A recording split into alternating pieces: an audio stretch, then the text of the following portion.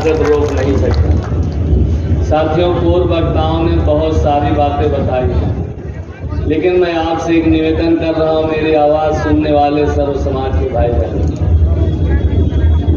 8-10 साल हुआ श्री मोदी जी इस देश के प्रधानमंत्री। जो वादा करते हैं वादा से मुकर जाते हैं। चाहे 2 करोड़ नौकरी की बात रही हो, काला धन लाने की बात रही हो, अच्छे दिन की बात रही हो, किसानों का दुगनी, पढ़े लिखे भाई बहनों को नौकरी, महंगाई कम, यानी जितना इन्होंने वादा किया था उसका उल्टा किया।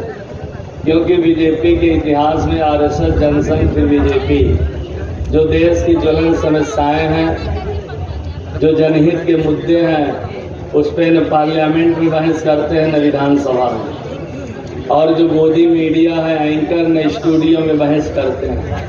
केवल हमें हिंदू मुसलमान, मंदिर मस्जिद, हिंदुत्व खतरे में है, इसके अलावा इनका कोई एजेंडा नहीं है।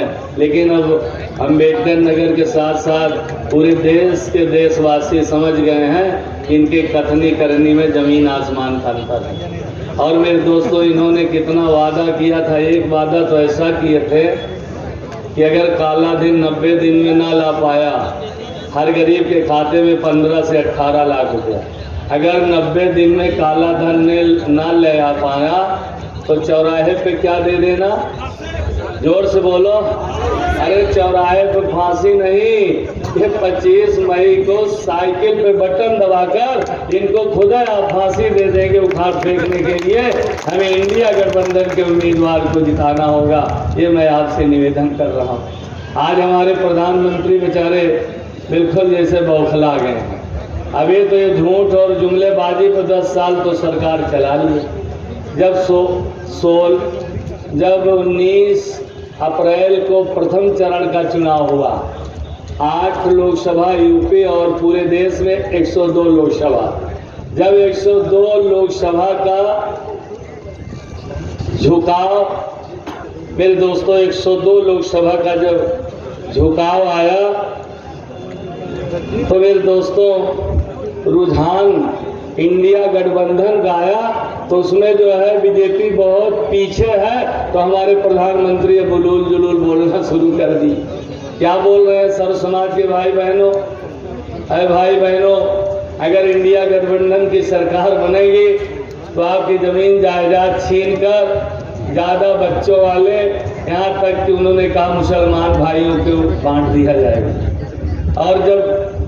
और इससे भी घटिया उन्होंने क्या कहा कि जो हमारी बहनें बैठी हैं, यानी इंडिया गठबंधन जीतेगा, भ्रष्टाचार कैसे दूर होगा, कैसे अमन चैन शांति, इस पे वो कोई चर्चा मुद्दा नहीं कर रहे हैं। 400 पार, अब 400 पार का भी हवा निकल गया 2 चरण के चुनाव में।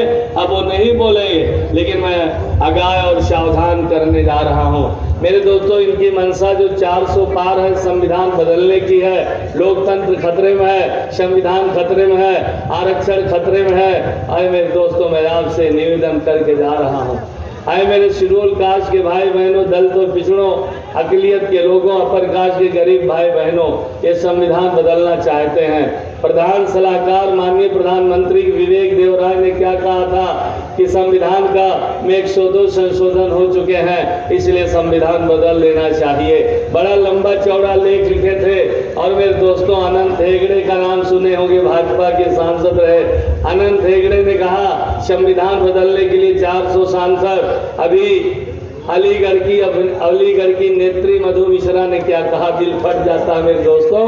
मधु मिश्रा ने कहा हमारा जूता साफ करने वाले, हमारी जूती बनाने वाले संविधान के बदौलत हम पे राज कर रहे हैं। शायद मधु मिश्रा को नहीं पता है कि अगर ये फूले साहू अम्बेडकर न होते, ज्योतिबा राव फूले न होते, प्रथम शिक्षिका महिला सावित्रीबाई फूले न होती, उनका साथ देने वाली शेख फातिमा न होती और तारा देवी शिंदे न होती, तो शायद मधु मिश्रा जी आपको भी पढ़ लिख कर ये भाषा बोलने का मौका न मिलता कि उस संविधान में, मनुष्य संविधान में था कि नारी शूद्रो नाधिका। इसलिए मेरे दोस्तों, ये संविधान बदलकर यहाँ राजतंत्र लाना चाहते हैं, मनुष्य संविधान लागू करना चाहते हैं। आज उसी पे श्री मोदी जी काम कर रहे हैं। उनको वोट देने वालों से नहीं मतलब है, नोट देने वालों से मतलब है। इसीलिए नोट देने वाले 27 उद्योग घराने पूंजीपतियों के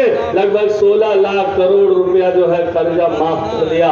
लेकिन मेरे दोस्तों, जो हमारा किसान भाई है, मध्यम भाई है, जिनके कहे आय दुगनी होगी, उनके अच्छे दिन आएंगे। लेकिन अगर ये 2 लाख